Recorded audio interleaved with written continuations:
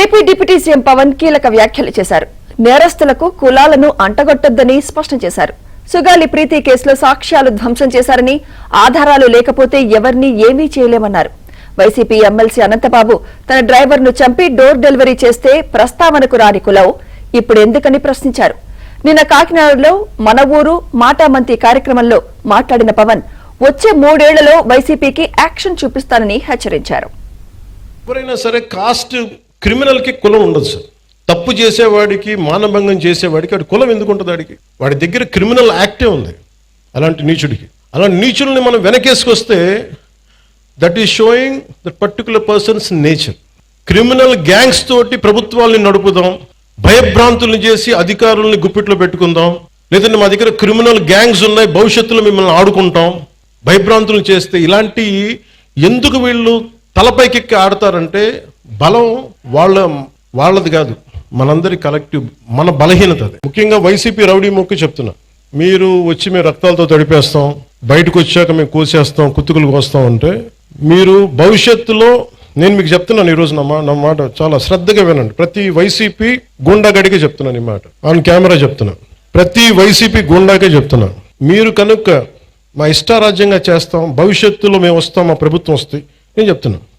For example, for an argument sake, మీ ప్రభుత్వమే వచ్చింది అనుకుందాం, తొక్కి నారా తీస్తాను, మీకు చెప్తాను, గుర్తుపెట్టు. ప్రభుత్వాలు రావడాలు పోవడాలు ప్రజల చేతుల్లో నిర్ణయం ఉంటుంది తప్ప వచ్చినప్పుడు భయపడిపోయి, ఇప్పుడు మీకు చెప్తున్నా కదా 3 సంవత్సరాలు ఉంది, 3 సంవత్సరాల్లో మీకు స్ట్రింజెంట్ యాక్షన్ నేను చూపిస్తాను, మీకు గుర్తుపెట్టుకోండి. మీరు మాట్లాడండి, నేను ఇప్పుడు దాకా మాట్లాడలా.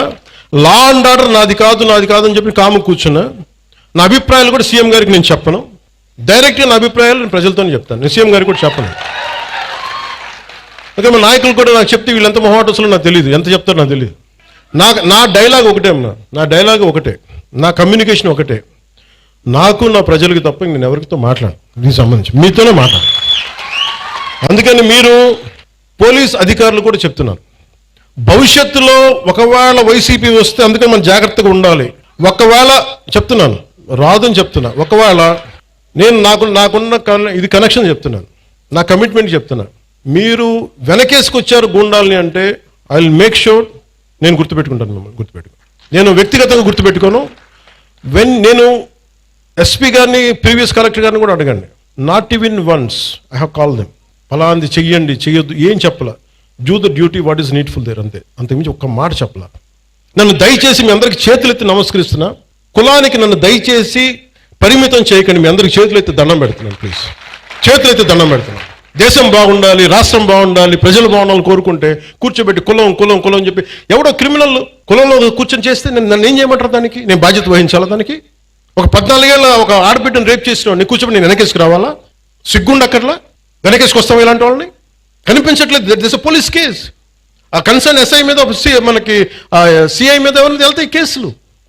ఇలా మాట్లాడాలంటే ఆ చంపిన సదరు వ్యక్తులు కూడా అదే కులం వ్యక్తులను, ఆడబిడ్డలను పాటు చేశారు వీళ్ళు, అవి కూడా మాట్లాడాలి కదా.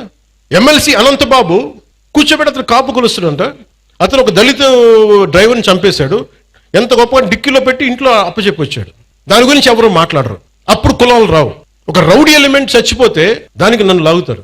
సుగాలి ప్రీతి కేసు ఎంత చిత్రంగా ఉంటాయంటే, సుగాలి ప్రీతి కేసు నేను 2019లో ఘోరంగా నన్ను ఓడించిన తర్వాత నేను ఆఫీస్లో కూర్చుంటే సుగాలి ప్రీతి మదర్ వచ్చి, అన్న నాకు ఇలా జరిగింది, నా బిడ్డను ఇలా చంపారు. 2018లో చంపారు. ఆ బిడ్డను చంపితే ఉరేసుకుందని చెప్పారు. ఆవిడతో కూర్చొని మాట్లాడినప్పుడు 14 ఏళ్ళ సుగాలి ప్రీతిని ఆ స్కూల్కి వెళ్ళింది, శవమై తిరిగి వచ్చింది, ఊరేశారని చెప్పారు. బిడ్డని ఇలాగా అవుట్రీచ్ హర్ మోడెస్టీ ఇవన్నీ పెట్టుకున్న తర్వాత మాట్లాడి వాళ్ళు 1,00,000 మంది వెళ్తే సమస్య ఎక్కడ వచ్చిందంటే,